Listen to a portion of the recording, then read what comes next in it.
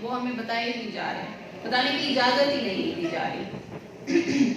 جو ہمارا لیڈر ہے وہ اس ٹائم پہ ایک جیل میں پڑا ہوا، ٹھیک ہے، کس کے لیے وہ لڑ رہا ہے؟ یہ جنگ آپ کے لیے لڑ رہا ہے، عوام کے لیے لڑ رہا ہے۔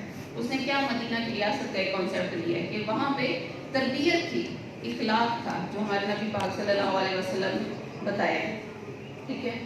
تو اس چیز کا ہم نے اپنے لوگوں میں وہ جو شعور دینا ہے وہ ہم نہیں دے پا رہے۔ کسی بھی پارٹی میں کہیں کہ اس طرح سے کسی نے بھی آج تک مدینہ کی ریاست کی بات نہیں کی۔ کیا تھا وہاں پہ؟ اخلاق تھا، سچ تھا، ایمانداری تھی، ایک دوسرے کی رسپیکٹ تھی۔ ہمارے یہاں علاقے میں سب سے زیادہ کرپشن بڑھ گئی ہے، 90% ہمارا کرپشن ہے۔ جس کے پاس 2-4 پیسے ہیں تو اپنا کام کرانے کے لیے پیسے دیتا ہے، اس کا کام ہو جاتا ہے۔ ہم اس چیز کو کیوں نہیں روک پا رہے؟ ہم نے نوکریاں لینی ہیں، ہم نے رشوت دینی ہے، ہر جگہ پہ ہم نے یہی کام کرنا ہے۔ جو بھی ہیں ٹاؤٹ ہیں یہاں پہ، جتنے بھی آپ کچہریوں میں چلے جائیں، تھانوں میں چلے جائیں، تھانہ کچہری کی سیاست کے علاوہ ہمارے پاس کچھ ہے ہی نہیں ہے۔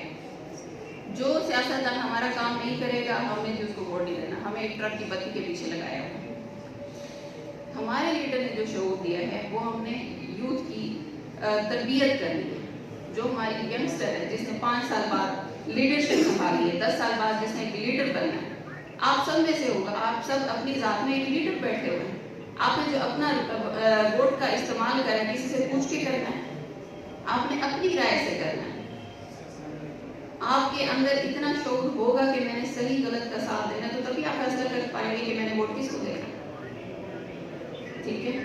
دوسرا یہ کہ ویمن امپاورمنٹ، یہاں پہ ہر کوئی بات کرے ویمن امپاورمنٹ، میرے خیال سے کہ حقوق سب کے برابر ہیں، جیسے کہ ہمارے دین نے ہمیں سکھایا ہے۔ مرد ہو یا عورت ہو، دونوں کے حقوق برابر ہیں، فرائض بھی ایک اتنے ہی برابر ہیں دوسروں۔